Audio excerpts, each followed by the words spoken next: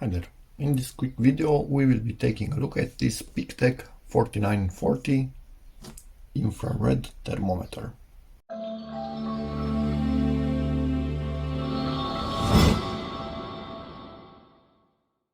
Let's see about it. So it's obviously an infrared thermometer.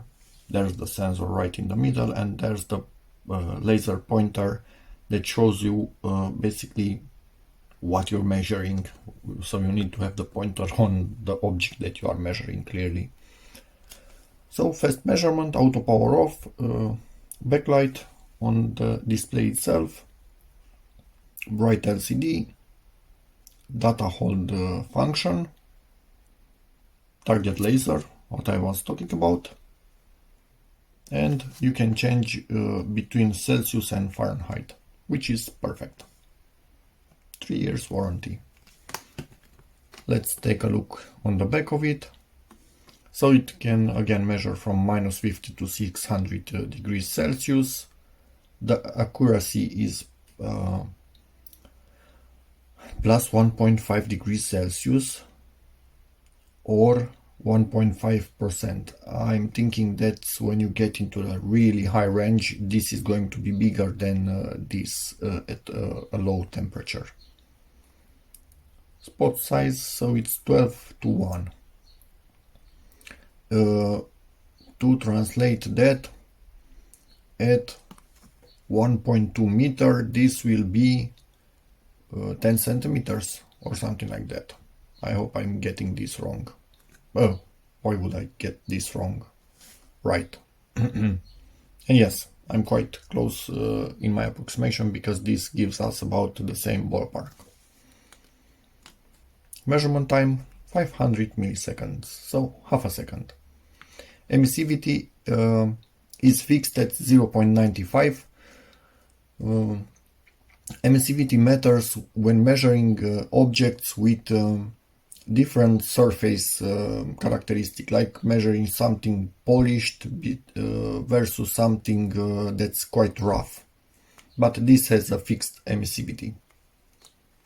If you want something much more precise, I will link the thermal camera video from PeakTech in the description. You can change the emissivity for that. Buttons, LCD, laser on off, Celsius Fahrenheit, and backlight on off. Quite simple design. Now let's open this up and take a closer look. Okay-ish. I was expecting to be able to open such a package, and I am. Phew. Okay. Nice, small, good feel in the hand. No rubber inserts on it or anything like that. It's all plastic. Let's put in the batteries themselves. I must admit, I do kind of hate packaging of this plastic type, but I do understand it for such a simple tool. Let's see, I think, yeah, from here we open it up to reach the battery compartment. Let's open up the batteries themselves.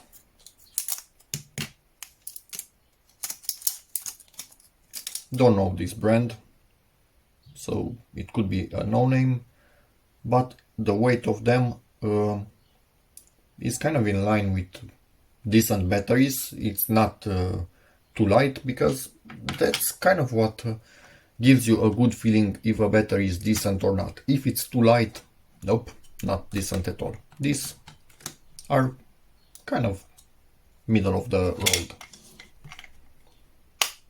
Okay, and let's, I don't know, measure something. So we have, you can see the spot on my hand, about 34.789, maybe 35 if I insist. Nope, not going to 35. I need to check the manual to see if we can disable the beep. We can disable the backlight, we can disable the laser. Just want to mention, I didn't show you, manual was inside of the packaging. Certificate of quality, as always. Let's go to English. Feel free to pause at any time. They give us again this info about the spot size, but what we want is actually check if I can switch the sound on or off, but I might search for that off video in a moment after I show you all of this, so you can pause if you need to. Could not find anything about the beeping, so probably it cannot be disabled, but I will ask PeakTech and write on the video below. Okay, next, this is a laser class 2, so do not look into it. That's not going to be fun, as you can see. The camera doesn't like it also. If you try to measure really shiny surfaces, you either cover them with black tape or any kind of tape that's not shiny basically, or paint them black to be able to measure them if they are polished or something like that. What else? If you want to find the hotspot of something, you turn it on, hold the button so it's continuously measuring, and then move around in a zigzag on the surface, and you will find your hotspot when you have the highest measurement. So there's that. Now let's take a look at what I'm replacing with the PeakTech. I've had this for a while. As you can see, it's a weaker variant. If you don't need to go to 600 degrees, also PeakTech has the 4935 that only goes to 400 degrees, so a bit higher than this cheap thing. This was covered in that rubberized paint that ended up being really sticky, so I needed to use alcohol to get it off. It's basically starting to crack, the plastic is kind of gone. This is not nice anymore at all, it's kind of matte. And it's obviously bigger while doing less. And also its measuring spot is bigger. That number is 8 and this is 12. But if the first number is bigger, the measuring spot is actually smaller. Yeah, I know it's kind of counterintuitive, but you can see here in the diagram. We have a 7.5 centimeter spot at 90 centimeter, and this at 100 centimeter, it has a 12.5 centimeter spot, so much bigger. This is not able to measure small things, so this is much more suited for measuring more accurately an area. Now let's see. Okay, so more or less about the same thing I think that we will be getting with the PeakTech. They are in the same ballpark, but yeah, look at the backlight. So there's no contest between these. Let's check the laser pointer. Hey, did I shut off the laser? PeakTech is a tiny bit brighter. So as you can see, temperature is quite the same. So this is not necessarily a really inaccurate device. It's just bigger, and it's beginning to fail because of age and bad plastics being used. So in its remaining lifetime, it will be handed down to my father to use. Now, you might be thinking, what can you measure with this? I don't know. Inside your house, if you have radiators on the walls, for example, obviously you can point it at those and measure them. If you have, I don't know, what some buildings have a sort of kind of radiators that are also used for cooling. You can also measure those, the temperature of those. You can measure things in your car's engine compartment. So it's quite varied. For me, let's see now, can I get this in here? I need to move the camera, be back in a second. This is a desk lamp that I modified myself to be a kind of spotlight for YouTube videos, and it's getting hot, as you can see by those. So we are at about 47 degrees,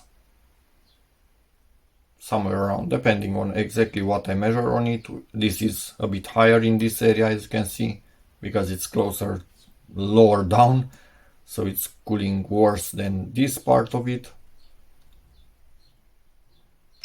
So that's pretty nifty for stuff like this. Yes, I could whip out the thermal camera, but some things just don't require that they are just not important enough to whip out the big thermal camera. Obviously, you can also measure things like this. So this laptop is kind of cool at the moment, and you can see now we are finding the hot spot in it, and this side is obviously hotter than this side. And my hand kind of confirms that this seems to be the hottest spot. And being summer, we can also measure other important things like beverages.